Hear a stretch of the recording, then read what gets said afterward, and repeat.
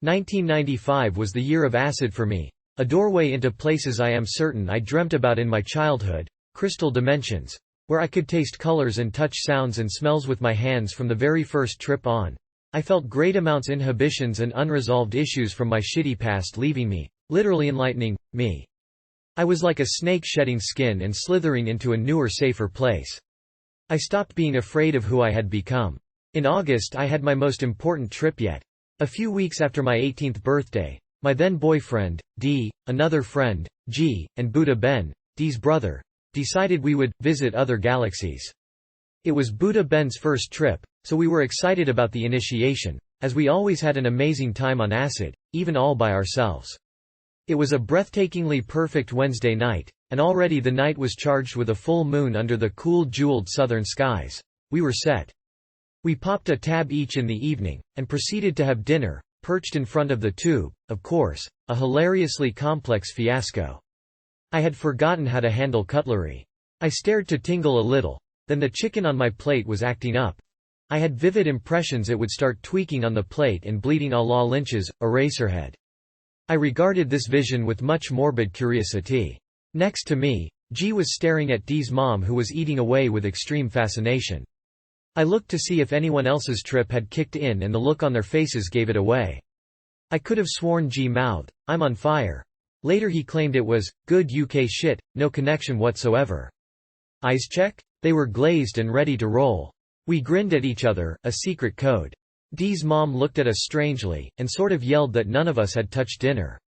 She became fuzzy, mouth open and shutting, volume fading. I had muted my boyfriend's mom at last, I thought triumphantly. Suddenly, I pointed out that we were watching the ballet on TV. The male ballerinas started flying across the screen. Lilac tights over monstrous bulges. We collapsed into uncontrollable laughter, which set me flying.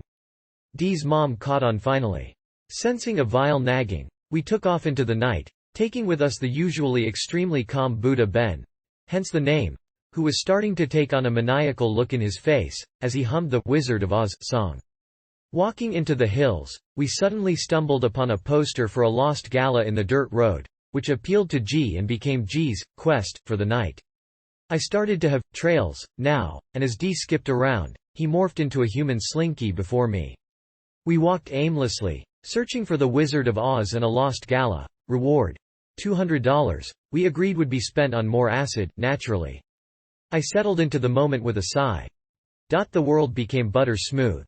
I began to sense the onset of my peak, and within minute, I began detaching myself from my body. During the odd reality I was amazed that we were even walking, it seemed surreal. The temperature dropped sharply and the night turned frosty, the fog trailing all around us in pastels.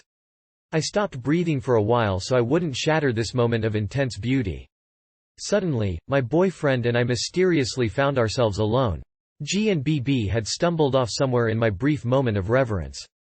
D and I walked to a huge oval field, surrounded by a dense forest of eucalyptus. On one side I noticed was breathing softly.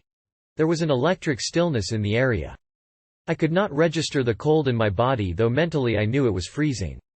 D and I looked at each other in frozen silence, reading each other's minds. Bang! From this point on, we felt our experience becoming one and the same. It hit us at once. Naturally, we both had a quest too. I had lost my pregnancy 2 weeks ago, and today's purpose was to let go. We approached this seemingly dreary mission with intense peace and love. Looking up, I saw an overpoweringly large dome of rainbow criss-crossing and enveloping us. From the middle of the field, a silver cord leading into the eternal nightsky. I fell in and out of sounds and sights. At some point I had a conversation with the child I had lost. Voices whispered from beyond the sphere. It was so sad and elating at the same time. Throughout this ceremony, D watched me, sitting on the wet grass, nodding occasionally each time a peaceful thought crossed my mind and spoke to me. At this point, time had distorted severely for us, seconds stretching into hours and hours of conversations with the universe. To date, this is the most intense encounter I have ever had on acid. A real rush, not unlike large doses of speed. After I felt totally cleansed, we walked the streets and into a 24-hour gas station, where we met some old friends. I felt like 5 years old and noted I could see auras around everyone. I paid for a fizzy dizzy Coke and told the gas attendant, with a huge hug, "Things will be okay." I saw so much red around him. He looked at me all puzzled for a few seconds, then broke into a smile and said thanks. We glided on home, agreeing we were both coming down now. When we got there, BB and G were sitting on the caravan roof with beers, in hysterics and howling at the moon. As we sat down and smoked a fat joint, they told us they had gatecrashed some teenybopper party in the next suburb and had a brilliant time dancing and laughing their bloody asses off. Even though they didn't get laid. BB added. We sat there for an hour or so, coming down to Pink Floyd playing from the elderly neighbor's house, which was highly odd since that was a strictly Elvis zone. The cold finally hitting, D and I went into his room, and switched on the radio. Some Balinese music was playing. The joint must have set us off because the wood chime sent colors across the room back and forth. We launched into a let's pretend it's the doorbell game, sending us into hysterics through an hour-long tune. Under the covers, to celebrate our letting go, we had very emotional, yet detached, can't feel my dick, sex. I never felt closer, yet never felt further apart from D throughout sex. I smelt sandalwood all over the place, on our bodies, in the music. Later, I lay awake for an hour with another joint, trying to join D and sleep.